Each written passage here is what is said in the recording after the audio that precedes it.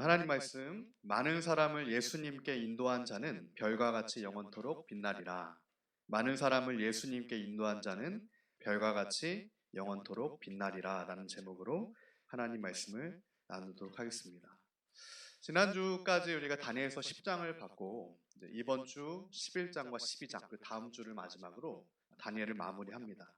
다니엘을 쭉 살펴보면서 다니엘에게 주셨던 하나님의 말씀, 그 마지막 주님의 가장 생명 같은 말씀, 오늘 제목에 있습니다. 많은 사람을 예수님께 인도한 자는 별과 같이 영원토록 빛나리라. 성경에는 의로, 공의로 인도한 자, 많은 이들을 개역개정은 12장 3절에 이렇게 얘기하죠. 지혜 있는 자는 궁창의 빛과 같이 빛날 것이고 많은 사람을 옳은 대로 돌아오게 한 자는 별과 같이 영원토록 빛나리라. 이 옳다라고 하는 게 차다크입니다. 차다크. 그러니까 그리스도의 공의를 뜻해요. 그러니까 우리의 의가 아닌 겁니다. 예수님의 공의를 나타내요. 그러니까 우리가 먼저 그 예수님 앞으로 나아가고, 우리가 먼저 예수님이 누구신지를 알고, 그리고 또한 내가 예수님이 누구신지를 알기 때문에 예수님을 모르는 많은 사람을 또 그의 공의 가운데 인도하는 자, 그 자에게, 그 백성들에게 하늘의 별과 같이 영원토록 빛나는 빛과 같이 그를 영원토록 빛나게 하겠다라는 약속이 주어져 있는 겁니다. 구원의 약속이죠. 생명의 약속입니다. 십자가 은혜의 약속이에요. 이 십자가의 도, 예수님의 도입니다. 그 예수의 이름 외에는 우리가 옳다 여김을 받을 이름이 없는 거예요. 많은 이들을 옳은 대로 인도한 자, 오늘 우리가 먼저 옳은 이름 앞에, 예수 그리스도의 유일한 그 이름 앞에 먼저 서게 되는 은혜가 있기를 예수님으로 축복합니다. 그리고 나서 우리가 예수님이 누구신지를 알잖아요.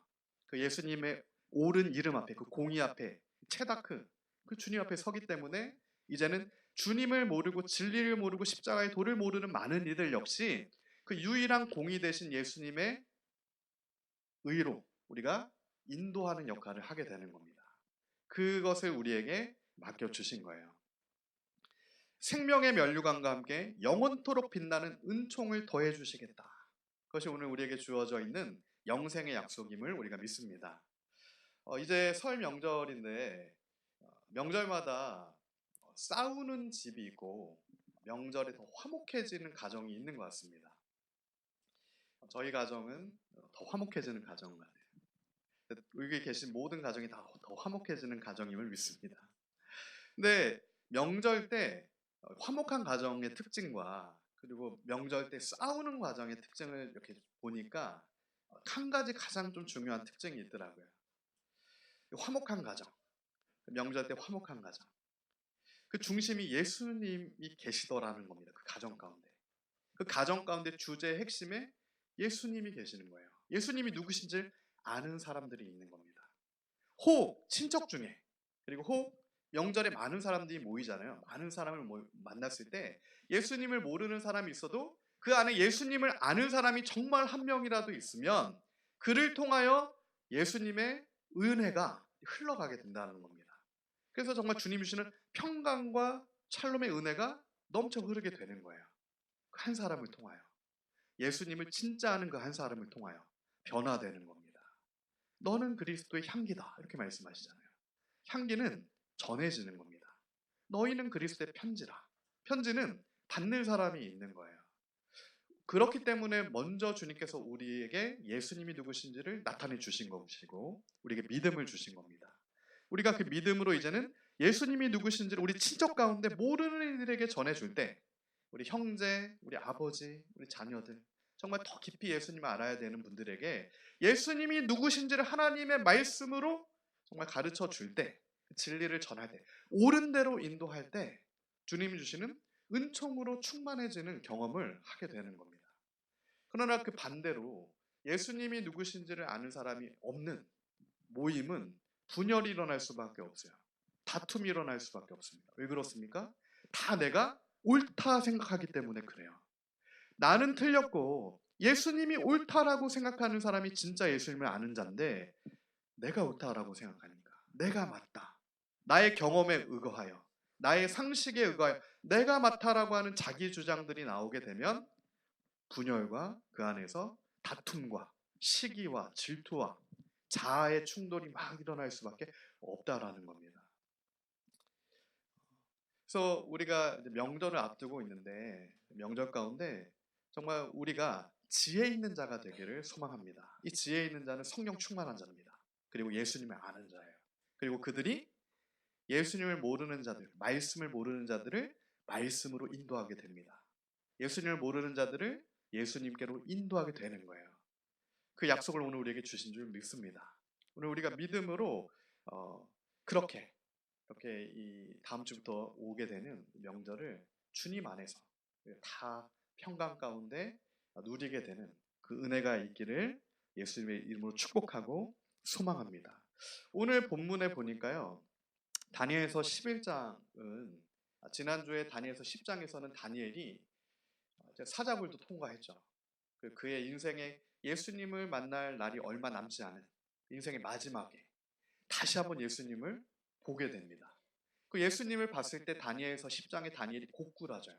그리고 그가 죽은 것처럼 되었다라고 성경이 증거합니다. 진짜 죽게 되죠. 예수님이 누구신지를 알고 예수님을 만나면 우리의 자아가 죽게 되는 겁니다. 그게 예수님을 정말로 만난 사람들의 나타나는 특징일 수밖에 없어요. 그리고 정말로 그 자아가 죽은 다니엘에게 이제는 놀라운 주님의 계시와 놀라운 하나님 말씀의 뜻이 주어지는 겁니다. 주님의 뜻이 누구에게나 보여지진 않아요. 정말 믿음이 있는 사람들, 하나님의 자녀들, 정말 신실한 주의 백성들에게는 하나님께서 정말 그 깊은 것들을 보여주십니다. 다니엘에게 그렇기 때문에 하나님의 마지막 때의 뜻, 그 깊은 것을 보여주시는 거예요.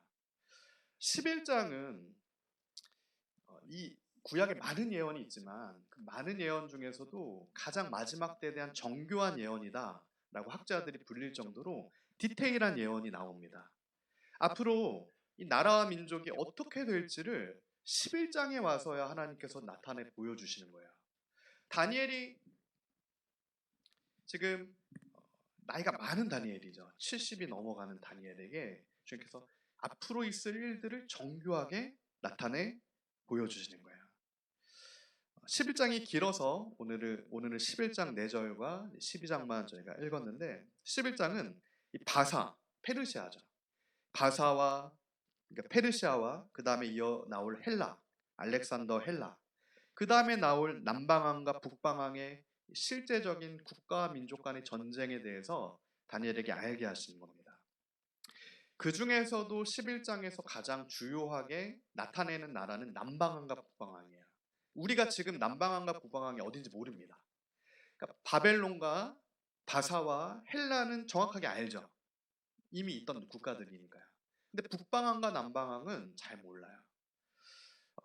이 북방왕과 남방왕이 BC 구약으로 치면은 남방의 프톨레마이오스라고 하는 이 통치와 북방왕의 셀류코스 왕조, 이 두 개 왕조가 남방왕과 북방왕의 예표적인 실제 나라였는데 이 남방왕과 북방왕의 전쟁은 마지막 때 주님 다시 오시기 직전에 일어나게 될 전쟁이 남방왕과 북방왕이다라고 말씀하고 계시는 겁니다. 그러니까 구약적인 것이 굉장히 신약적인 것과 연결이 되어 있어요. 항상 그렇습니다. 구약에 예표가 있고 예언이 있고 또 신약에 실제가 있고 이루어지는 것이 있고 이렇게 짝을 이루게 돼요. 그래서 이 남방왕과 북방왕도 실제 예수님 오시기 직전에 이 프톨레마이오스 왕조랑 셀류코스 왕조의 실제적인 전쟁이 있었고요. 주님 다시 오시기 전에 남방왕과 북방왕의 전쟁이 있다는 겁니다. 지금 이 시대 가운데 남방왕과 북방왕이 어디일까? 그거 우리가 확정할 수는 없어요. 확정할 수는 없습니다.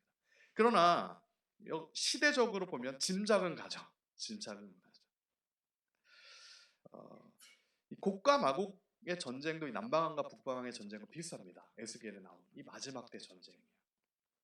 근데 이런 것에 대해서 우리가 정말 중요한 거는 이게 구체적으로 이게 어떻게 될까 이것보다도 이런 전쟁이 있구나.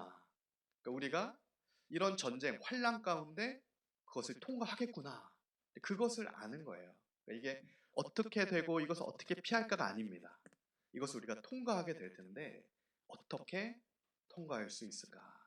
주님 주시는 환란과 연단 가운데 우리가 어떻게 하면 우리가 예수님을 더 아는 정금과 같은 자로 될 수 있을까? 그게 사실은 우리 중심이 닿아 있어야 되는 지점입니다. 예수님이 누구신지를 알고 그 주님과 어떻게 끝까지 동행할 수 있을까? 그래서 그 길 끝에 예수님이 우리에게 주시는 영광의 면류관을 얻게 되는 그 자리에 설 수 있을까? 그게 지금부터 우리의 중심이 닿아 있어야 되는 자리인 겁니다. 결국엔 이 북방왕과 남방왕, 다니엘서가 얘기하는, 그리고 에스겔이 얘기하는 곡감하고 요한계시록도 동일하죠. 이 마지막 때 세상 임금들의 전쟁은 세상 나라들, 세상 임금의 전쟁들이라는 겁니다. 무슨 얘기냐면 우리의 소망이, 그리스도인들의 소망이, 교회의 소망이 세상 임금들에게 있지 않다는 것을 나타내 주는 거예요. 세상 체제, 이념, 사상, 나라 있지 않다는 겁니다. 북방왕은 적그리스도의 예표잖아요. 북방왕은. 근데 남방왕도 틀려요. 다니엘서 11장을 함께 보면 북방왕도 틀리고 남방왕도 틀립니다. 그러니까 무슨 얘기냐면 세상의 임금들은 그리스도를 대체할 수가 없는 겁니다. 그러나 이 시대 마지막 때로 갈수록 어떤 미혹이 있습니까? 예수님을 대체할 만한 것들을 세워서 믿는 자들마저도 속이는 속임이 주어지는 거예요. 그리스도가 여기 있다. 이게 그리스도다. 여기도 소망이 있다. 세상 임금에게도, 체제에게도 소망이 있다. 이게 오늘 말씀처럼 다 속임이 되는 겁니다. 예수님은 유일한 구원의 주님이십니다. 십자가의 도는 유일한 구원의 도예요. 예수님만이 유일한 그리스도십니다. 오직 예수잖아요. 그게 희미해질수록 우리는 속임당하기가 쉽습니다. 그래서 그 오직 예수, 예수님만 구원자십니다. 선명해져야 되는 거죠. 선명해져야 됩니다. 근데 그 선명해지려면 주님 주신 은혜가 있어야 돼요. 주님이 지혜를 주셔야 되고 성령의 은혜를 더 부어주셔야 됩니다. 그때 우리는 예수님이 누구신지 더 선명하게 알 수 있고 예수님과 선명하게 동행할 수가 있는 거예요. 그리고 많은 사람을 또 내가 예수님을 알기 때문에 진리 대신 주님께로 인도할 수도 있는 겁니다. 그게 모든 과정 가운데 주님 주신 은혜로 이렇게 진행되게 되는 거죠. 그것을 통하여서 우리의 소망은 주님께만 있다. 이것을 계속해서 말씀해 주시는 겁니다. 이 시대 가운데서도. 그 소망을 하나님께 두는 자만 진짜 하나님을 아는 백성이다 라는 거예요. 오늘 11장은 두 가지 부류, 두 가지의 대상을 대조해 주고 있어요. 32절, 11장 32절에 보면 먼저는 하나님을 아는 백성은 누군가를 나타내 주고요. 반대로 하나님을 모르는 백성, 하나님을 모르기 때문에 속임수에 빠집니다. 하나님을 몰라서 속임수에 빠지는 백성이 누구인지를 나타내줘요. 이 속임수라고 하는 것은 결국 남방왕과 북방왕과 같은 세상 임금, 세상의 공중 권세 잡은 자들의 속임수에 빠지게 되는 겁니다. 하나님을 모르고 예수님을 모르면. 그것을 우리에게 알려주시는 거죠. 32절에 하나님을 아는 백성이라고 했을 때 이 알다, 이 야다인데 하나님을 아는 게 단순히 지적으로 아는 게 아닙니다. 예수님이 역사적 인물이구나. 이건 예수님을 아는 게 아니라는 얘기예요. 무엇이 예수님을 아는 겁니까? 이 야다는 뭡니까? 주님을 내가 정말 중심에서부터 아는 거예요. 이것은 굉장히 선명한 겁니다. 희미하지가 않아요. 경험적으로도 알게 되고 체험적으로도 알게 되고 말씀을 통해 주님을 알게 되는 거예요. 그게 야다입니다. 실존 인물이었구나는 아는 게 아니라는 얘기예요. 예수님이 나의 구원자가 되시는구나. 중심에서부터 아는 겁니다. 그게 예수님을 진짜 아는 거예요. 그 은혜죠. 그렇게 예수님을 안다는 건 정말 은혜입니다. 믿어지지 않는 사람이 훨씬 많잖아요. 근데 그 믿음을 주시는 게 주님의 은혜인 거예요. 그 하나님을 아는 백성, 그렇게 주님을 중심에서부터 아는 자가 지혜로운 자다 이렇게 말씀하시는 겁니다. 주님을 아는 자가 지혜로운 자고 그 자가 성령 충만한 자고 그 자가 예수님을 아는 자고 그 자가 주님을 만난 자다. 오늘 우리에게 그 지혜가 없다면 그 지혜를 구해야 됩니다. 오늘 우리가 주님께 구할 것은 솔로몬의 지혜가 아니라 하나님을 아는 지혜예요. 다윗과 같은 지혜입니다. 다윗은 하나님을 아는 자였어요. 이때 이 지혜가 샤칼로 쓰입니다. 하나님을 아는 백성, 지혜로운 자라고 했을 때 이 지혜로운 자는 샤칼이에요. 샤칼. 이 샤칼의 지혜를 받은 사람은 구약에 다윗과 다니엘밖에 없습니다. 솔로몬이 받았던 지혜는 샤칼이 아니었어요. 어떤 사람 중에서 뛰어난 지혜, 가르치는 데 능한 지혜입니다. 그러나 다윗과 다니엘은 하나님을 아는 지혜, 샤칼의 지혜가 있던 자들이라는 겁니다. 성령 충만한 자들이었던 거예요. 예수님이 누구신지를 알았던 이들입니다. 다윗의 시편을 보면요, 다윗은 예수님이 누구신지 알았어요. 그래서 예수님을 찬양합니다. 구약에서부터. 다니엘도 10장부터 예수님이 누구신지 보는 거예요. 오늘 신약을 살아가는 우리의 구주 되신 예수님, 우리가 예수님이 누구신지 분명히 알아야 됩니다. 주님과 온전한 동행을 누려야 돼요.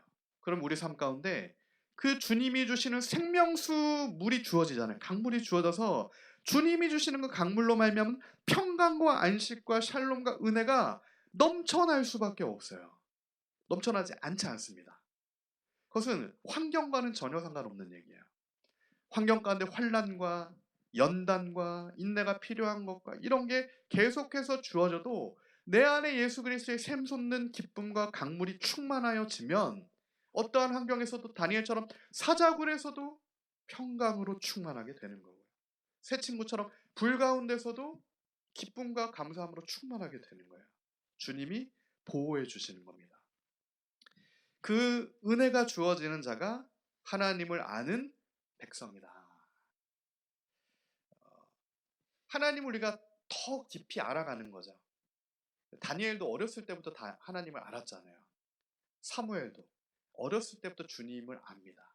그러나 그 인생과 더불어 시간이 지나감에 따라 주님을 끝까지 주님 앞에 설 때까지 더 깊이 알아가는 거예요. 그렇게 주님께서 우리에게 우리 삶을 인도해 주시는 겁니다. 그 주님을 신뢰함으로 우리가 걸어갈 때, 주님과 동행할 때 주님이 누구신지를 더 깊이 아는 그 은혜가 우리 모두에게 주어질 줄 믿습니다.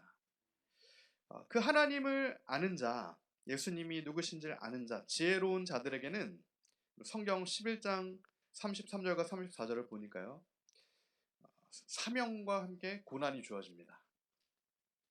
이건 필수예요.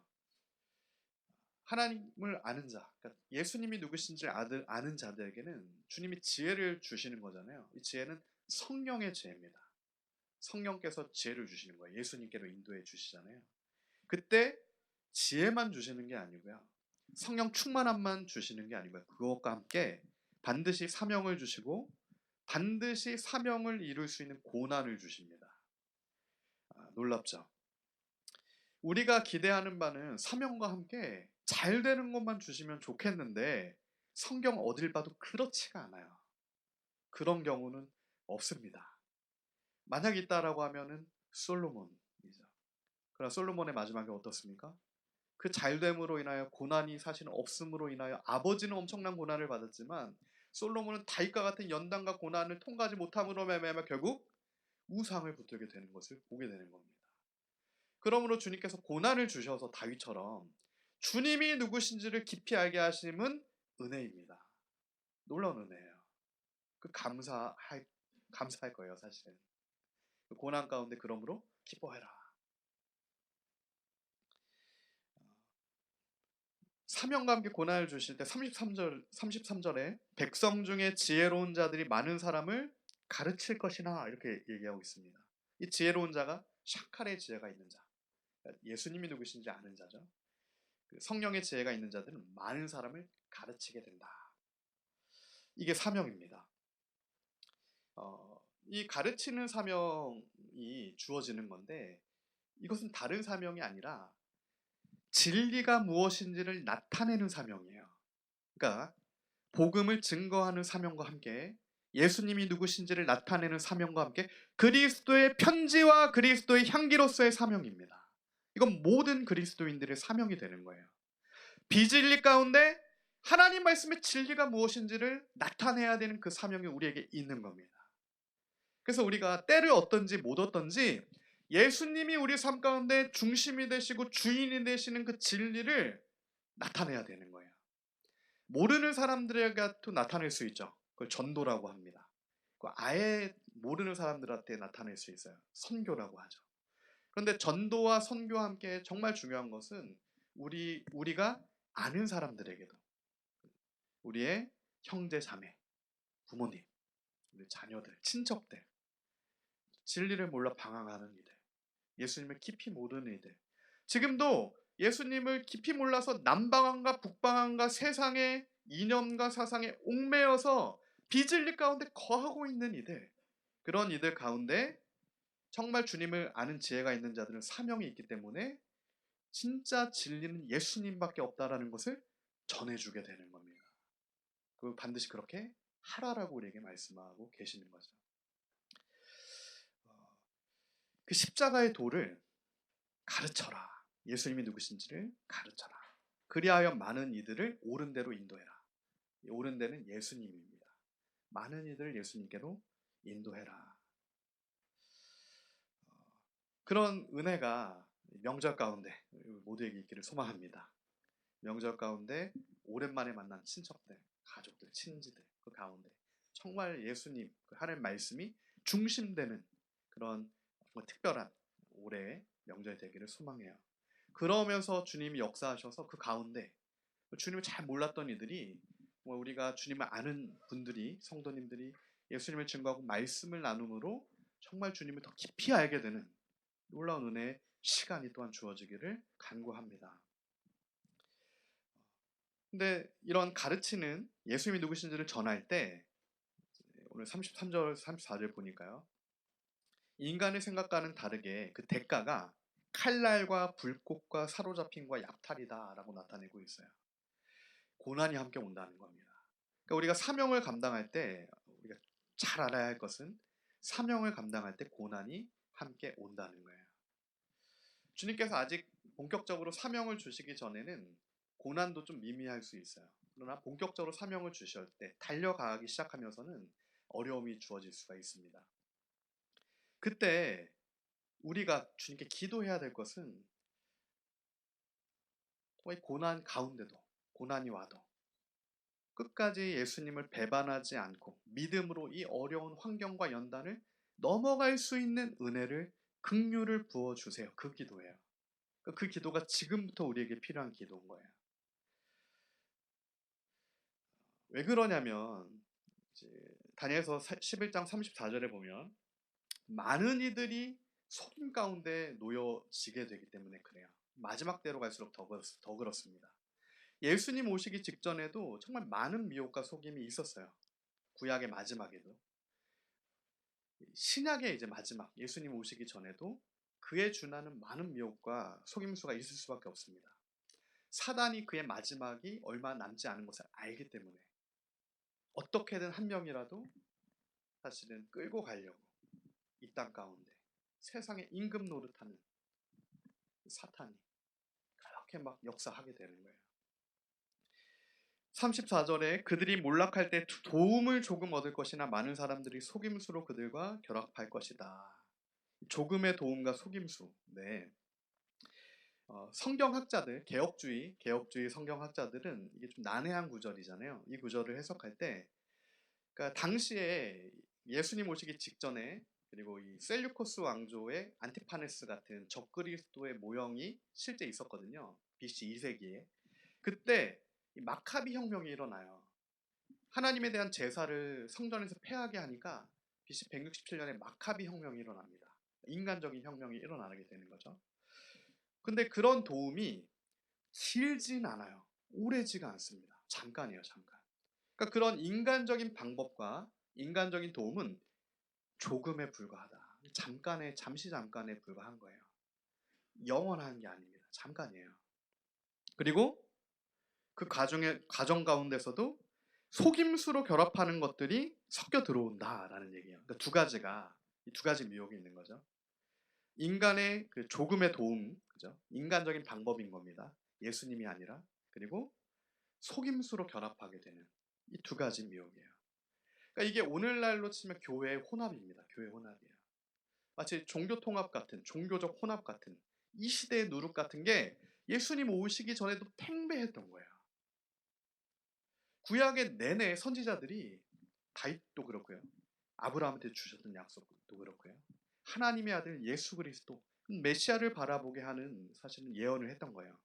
메시아에 대한 하나님의 말씀을 선포한 겁니다.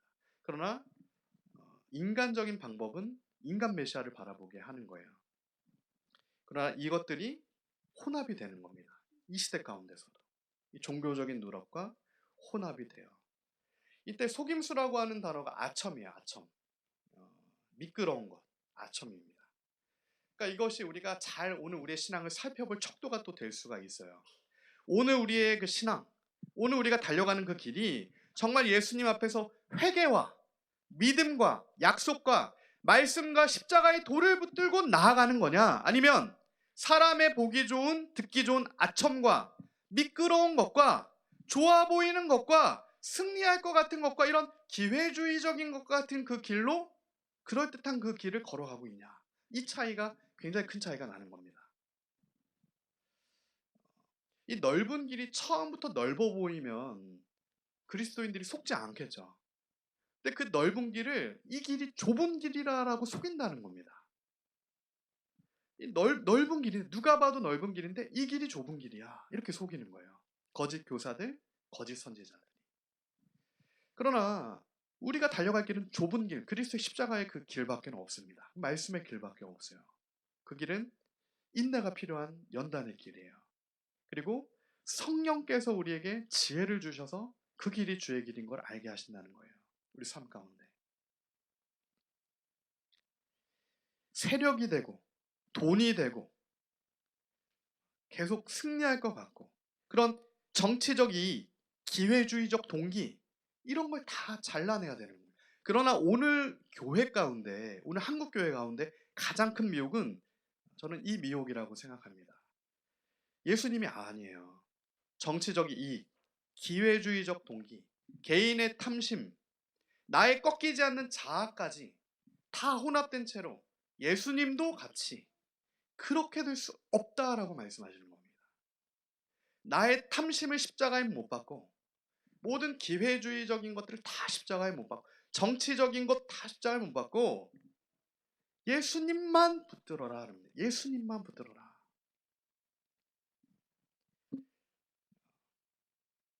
어떤 세력이 되고 돈이 되는 그런 게 아닌 거죠. 그래서 존 칼빈은 이를 이렇게도 얘기합니다. 이런 이들은 진정으로 하나님을 경외해서가 아니라 승리하는 쪽에 서기 위해 혹은 박해의 칼날을 피하기 위해 거룩한 자들의 무리에 섞여 들어온 가짜 신자다. 진짜 성도와 가짜 성도가 있는데 그 차이가 분명한 차이는 예수님과 함께 있으면 진짜 성도가 되겠죠. 근데 가짜 성도는 승리하는 쪽에 서기 위해 박해의 칼날을 피하기 위해 알곡과 가라지가 함께 있는 거예요. 진정으로 하나님을 경외하는 하나님의 백성들과 하나님을 경외하지 않는 백성이 있게 된다는 겁니다. 그러니까 하나님을 경외하지 않기 때문에 언젠가는 당연히 넓은 길로 갈 수가 있게 되는 거고요. 하나님을 경외하는 자들은 끝까지 주님의 길을 걸어가서 마지막에 주님을 뵙게 되는 겁니다. 그 말씀에 비추어 지금 그렇기 때문에 하나님께서 지금 한국 교회 가운데도 알곡과 가라지가 갈라지는 시기가 아닌가 이렇게 생각을 하게 됩니다. 하나님께서 허용하는 시기가 있어요. 알곡과 가라지를 성경에도 보면 추수할 때가 이르기 전에는 같이 뽑혀 나갈 수가 있기 때문에 가라지를 뽑지 말아라. 다 두십니다. 근데 주님의 시간, 카이로스의 때가 되면은 본격적으로 알곡과 가라지가 갈리기 시작해요. 저는 이곳에 계신 모든 우리 성도님과 저와 모든 성도님들은 알곡이기를 소망합니다. 알곡과 가라지가 분명히 있는 거예요. 근데 지금은 그렇게 나뉘는 시기다. 오직 예수님만 붙들지 않았던, 그래서 다른 복음을 붙들었던 것들은 다 가라지로 판멸이 되는 시기다라는 거예요. 그전에는 몰랐죠. 지금 이 시점에서 알게 되는 겁니다. 아, 그 중심이 예수님이 아니었구나. 이용한 거였구나, 예수님을. 예수님은 이용의 대상이 아니에요. 예수님은 믿음의 주님이십니다. 구원의 주님이신 거죠. 오늘 우리가 예수님을 이용의 대상으로 여길 거냐, 아니면 정말로 구원의 주님으로 여길 거냐. 지혜 있는 자는 예수님을 구원의 주님으로 믿습니다. 그리고 그 구원의 주님을 우리가 많은 이들 가운데 전해야 된다는 겁니다. 주님이 알려주셨기 때문에. 그 알곡들을 주님께서는 더 연단하시고 더 정금처럼 되게 하신다는 거예요. 그게 다니엘서 11장 35절입니다. 또 그들 중 지혜로운 자 몇 사람이 몰락하여 무리 중에서 연단을 받아 정결하게 되며 희게 되어 마지막 때까지 이르게 하리니 이는 아직 정한 기한이 남았습니다. 가라지가 아니라 알곡들, 주님의 진짜 하나님의 백성들은 주님께서 그 지혜로운 자들, 하나님을 아는 자들 연단을 주신다. 그리고 연단의 목적은 정결하게 되는 거다. 희게 되는 거다. 연단 가운데 정결하게 되고 희게 돼야 속임을 당하지 않습니다. 가짜에게 미혹당하거나 속임을 당하지 않아요. 연단 가운데 예수님을 배웠기 때문에 그렇습니다. 예수님이 누구신지 알기 때문에 속지 않게 되는 거예요. 이 연단은 금속을 재련할 때 불순물을 제거하는 필수적인 과정이에요. 그래서 성경은 연단이라고 얘기합니다. 연단. 신약도 똑같죠. 하나님이 하나님 백성들을 연단한다. 금속을 재련한다. 뜨거운 용광로 같은 불입니다. 이거는 손이 되지 않는 따뜻한 불이 아니라 완전히 다 녹아지는 불이에요. 용광로 가운데 재련해서 깨끗하게 하는 거예요. 근데 철을 우리가 재련할 때 다른 목적이 있지 않습니다. 철에는 불순물이 섞여 있잖아요. 그래서 내가 원하는 모양으로 철의 기틀을 잡으려면 완전히 녹여내야 돼요. 금에도 순도가 금이 아닌 것들을 다 녹여낼 때 완전히 녹아질 때까지 뜨겁게 해서 불순물을 완전히 다 빼내버리는 겁니다. 순도 100%. 그게 철이든 금이든 순도 100%를 만드는 필수적인 과정이에요. 그래서 고난의 용광로라고도 얘기하잖아요. 필수적인 과정이 우리 삶 가운데 있다라는 얘기입니다. 용광로가 있는 거예요. 근데 그 용광로는 주님이 만들어주신 용광로입니다. 그리고 그 가운데 나의 자아의 불순물이 다 빠져나가기 시작합니다. 내가 원하지 않았던 환경, 내가 원하지 않았던 관계, 내가 원하지 않았던 어떤 직장에서, 가정에서의 모든 문제, 다른 문제가 아니라 나를 순도 100%의 신앙인, 믿음의 사람으로 만드시기 위한 하나님의 뜻하신 바다. 그때 우리를 정결케 하신다는 거예요. 연단 가운데 불순물이 제거되면 정결케 된다. 이 정결케 된다는 것은 선택이 있고 분리돼서 깨끗하게 되는 겁니다. 내가 선택한 것을 분리시켜서 깨끗하게 만드는 게 정결이에요. 카도시죠. 구별되는 겁니다. 구별되지 않으면 거룩함이 없어요. 그래서 하나님께서도 레위기에 보면은 계속해서 하나님 앞에 나아갈 때 사람도 구별돼야 되잖아요. 하나님께 나아오는 자들. 그러니까 항상 그 정결함을 말씀하시는 겁니다. 그래서 예수님께서 우리가 삶을 살면 정결하지 못하게 될 때가 많잖아요. 미워하고 묶여버리고 다투고 풀지 않고 시기가 나고 질투가 나며 이게 다 육체의 소욕, 탐심의 소욕입니다. 십자가에 못 박아야 할 것들이 나를 삼키고 있을 때 정결하게 되지 않잖아요. 그래서 이걸 가지고 주님 앞에 계속해서 나가게 되는 겁니다. 주님, 우리 안에, 내 안에 있는 사실은 이 많은 탐심과 자아의 십자가에 끝까지 못 박이지 않은 불순물들을 다 제거하여 주세요. 그때 주님께서 환경의 어려움을 통하여 제거해 주시는 거예요. 완전히 거룩하게 되는 겁니다. 그 과정까지 예수님을 붙들면서 거룩하게 되는 거죠. 주님께서 그렇게 우리를 깨끗하게 하시는 거예요. 그리고 희게 된다.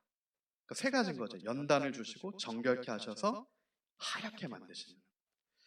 이 하얗게 된다는 것은 이 단어가 라반이라는 단어인데 이 하얗게 되다라는 라반의 단어의 뜻이 두 가지가 있습니다. 첫 번째는 하얗다라는 뜻이 있고요. 두 번째 뜻은 벽돌이라는 뜻이 있어요. 돌입니다. 돌. 그러니까 벽돌을 만들다라는 뜻이 있거든요. 하얀 벽돌을 만들어 주시는 거예요. 마치 버가모 교회에게 말씀하실 때 끝까지 이기는 자에게 흰돌을 주겠다라고 하시는 것처럼 연단 가운데 끝까지 이기는 자에게 주시는 그 하얗게 만들어 주시는 하얀 벽돌이잖아요. 하얀 돌이 있는 겁니다. 그래서 주님께서 우리를 산 돌로 만드시는 거죠. 하얀 벽돌, 흰 버가모 교회에게 약속하신 흰 돌. 그게 베드로전서에서 나타나는 산돌 대신 주님을 붙드는 자들을 그렇게 보배로운 산돌이신 예수께 나아가는 자들을 그렇게 산돌같이 신령한 집으로 세우시겠다라고 하신 약속입니다. 베드로전서 2장 4절부터 10절 말씀이에요. 사람에게는 버림바가 되었으나 하나님께는 택하심을 입은 보배로운 산돌이신 예수께 나아가. 그 보배로운 산돌이신 예수님께 나아가 너희도 산돌같이 신령한 집으로 세워지고 예수 그리스도로 말미암아 하나님이 기쁘게 받으실 신령한 제사를 드릴 거룩한 제사장이 될지니라. 아멘. 너희도 산돌같이 신령한 집으로 세워진다는 거예요. 예수께 나아가는 자는 예수님이 산돌이시기 때문에 그렇게 너희가 주의 거룩한 주님이 거하실 주님의 전으로 세워지고 주님께 신령한 제사를 드릴 거룩한 제사장으로 세워지는 겁니다. 그렇게 주님께서 오늘 우리를 주의 거룩한 전이고 주의 거룩한 제사장들로 세워주신 겁니다. 말씀 맡은 자들이죠. 지혜로운 자들로 우리를 새롭게 거듭나게 하신 거예요. 주님을 아는 자만 제사장이 될 수 있잖아요. 주님을 모르는데 어떻게 제사장이 되겠습니까? 근데 오늘 우리가 왕같은 제사장이 되었다. 거룩한 나라가 되었다. 신령한 제사를 드릴 거룩한 제사장이 되었다. 예수님 때문에. 이렇게 주님께서 우리에게 말씀하실 때 우리가 그렇게 되는 겁니다. 베드로전서 2장 6절이죠. 성경에 기록되었으되 보라 내가 택한 보배로운 모퉁이 돌을 시온에 두노니 그를 믿는 자는 부끄러움을 당하지 아니하리라 하였으니. 예수님 때문이에요. 다른 이유가 아닙니다. 오늘 우리가 지혜를 주시고 우리에게 성령 충만함을 주시고 예수님이 누구신지를 알려주시고 우리를 주님의 거룩한 전으로 삼으셔서 우리를 신령과 진정으로 주님께 예배하는 제사장으로 삼으신 이유는 다른 이유가 아니라 예수님 때문에. 그를 믿는 자가 부끄러움을 당하지 않게 되는 겁니다.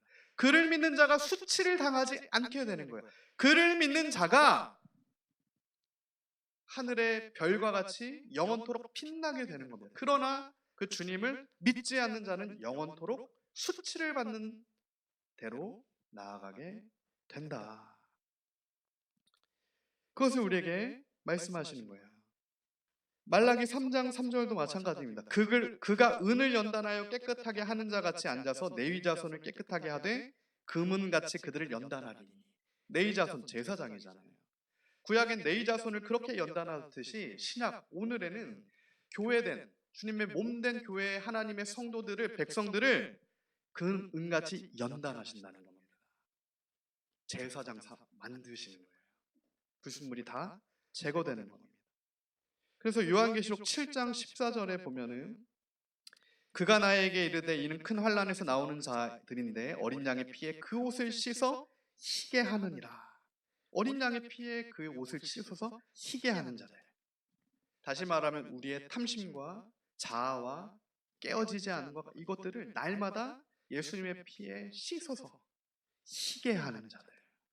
그렇게 연단을 받아 정금처럼 되고 희게 된 자들. 그 자들이 성도죠. 그 정금처럼 된 이들이 요한계시록에 주님 앞에 서는 자들이 되는 거고 그 자들이 다니엘서 12장에 마지막 때 대환란 가운데서도 성도의 인내로서 주님 앞에 끝까지 서게 되는 인내를 가진 자들이에요. 부활의 소망을 가진 자입니다. 십자가의 돌을 붙든 자들이에요. 그렇기 때문에 12장에 다니엘서 마지막 장이잖아요. 그러니까 11장에 남방왕과 북방왕부터 해서 세상의 임금에 소망을 두지 말아라 이 말씀을 하시는 거고요. 예수님께만 소망을 둬라. 다니엘한테도 마지막에 말씀하시면서 마지막으로 결론으로 12장의 1절부터 3절을 말씀해 주시는 거예요. 어떤 마지막 때, 그러니까 지금 시대 결론이기도 한 겁니다. 이 다니엘의 결론은 어떤 결론인 겁니까? 그때 내 백성 중 책에 기록된 모든 자가 구원을 받을 것이라. 땅의 티끌 가운데 자는 자 중에 많은 사람이 깨어나 영생을 받는 자가 있고 수치를 당하여서 영원히 부끄러움을 당할 자도 있을 것이다. 이 잠자던 자들, 오고 오는 세대 가운데 이미 죽은 자들이 다 깨어나게 되는 겁니다. 흙 가운데 잠자던 자들이 다 일어나요. 그리고 영생을 받는 자가 있고 별과 같이 빛나는 자들이 있고 수치를 당하여 영원히 부끄러움을 당할 자가 있다. 진짜 알곡과 가라지가 갈리게 되는 심판의 주님이 오시는 그 마지막을 나타내는 거예요. 오늘 우리가 사실은 소망하고 바라보고 기다리는 것은 심판의 주님이십니다. 다시 오실 예수님은 십자가를 지러 오시는 게 아니에요. 십자가를 지셔서 예수님께서. 다시 오실 주님은 심판의 주님으로 오십니다. 오고 오는 모든 세대가 역시 심판의 주님 앞에 서게 되는 거예요. 두렵고 떨리는 주님 앞에 서게 된다는 거예요. 잠자던 모든 자들이. 그 중에 알곡은 영생으로, 가라지는 영벌로. 3절, 지혜 있는 자는 궁창의 빛과 같이 빛날 것이요. 그 가운데서 그 알곡들이죠.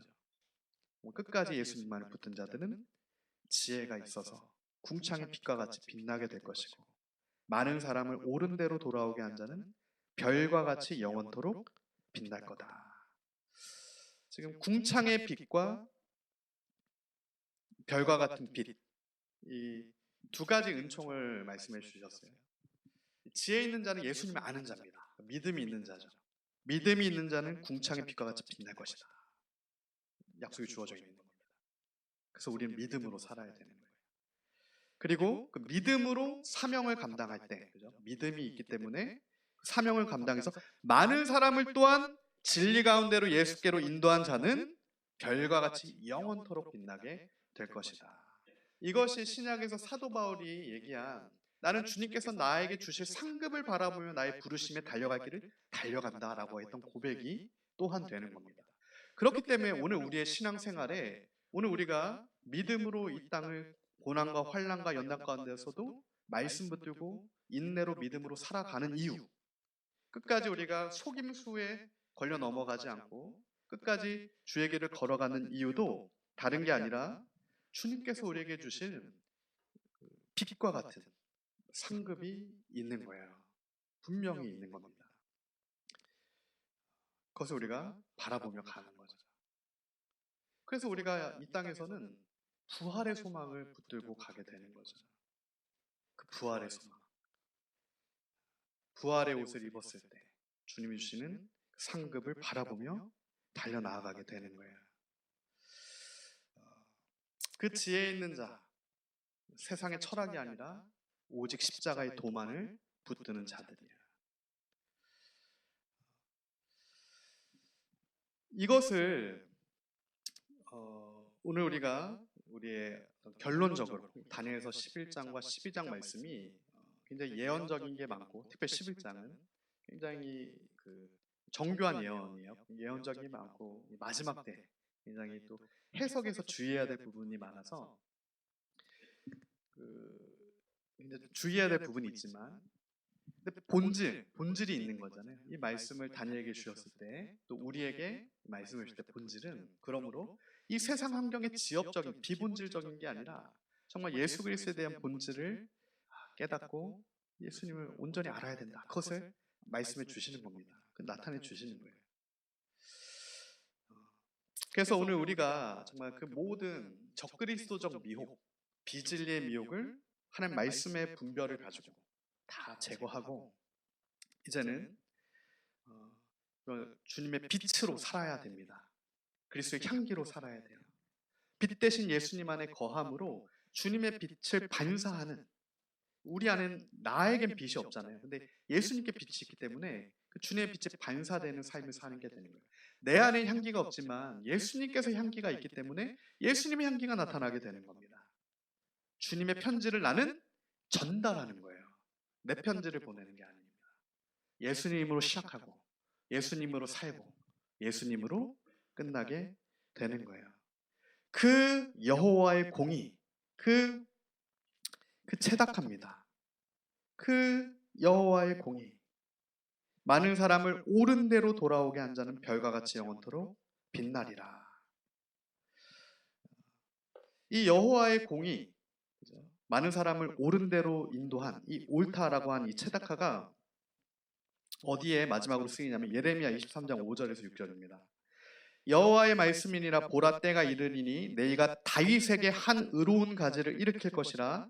그가 왕이 되어 지혜롭게 다스리며 세상에서 정의와 공의를 행할 것이며 그의 날에 유다는 구원을 받겠고 이스라엘은 평안히 살 것이며 그의 이름은 여호와 우리의 공의라 일컬음을 받으리라. 이렇게 말씀하시는 거예요. 내가 다윗에게 한 의로운 가지를 일으킬 것인데 예레미야 23장 5절이에요. 그가 왕이 되어 지혜롭게 다스리고 세상에서 정의와 공의를 행할 것이다.